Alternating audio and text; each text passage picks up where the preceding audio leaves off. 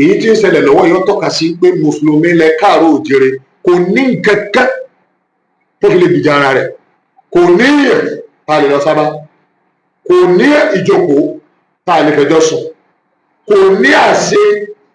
àgbékalẹ̀ kankan tẹ́ ẹ lè tọ́ka sí pé nígbà tádàwó béèrè òní ọ̀yẹ̀ wá mi ọ̀fẹ́ òní o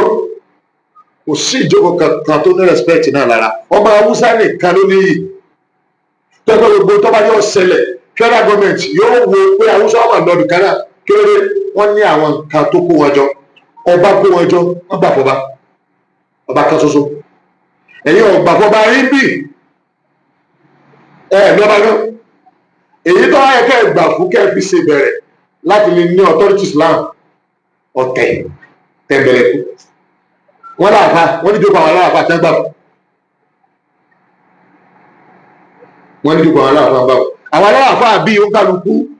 ìtí ó dojúkọ sámà tí ó dojúkọ lẹ̀ tí ó dojúkọ tán tí ó dojúkọ ṣe tó dọ́kọ ojúwájú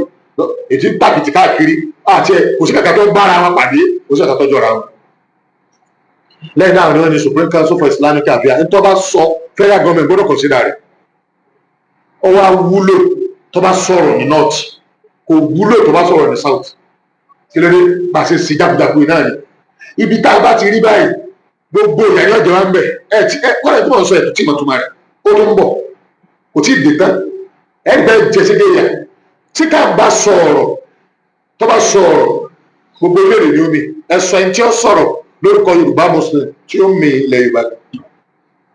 wọ́n sọ sọ̀rọ̀ ta ni ibi tẹ́ ti ń bára yín fa wà láì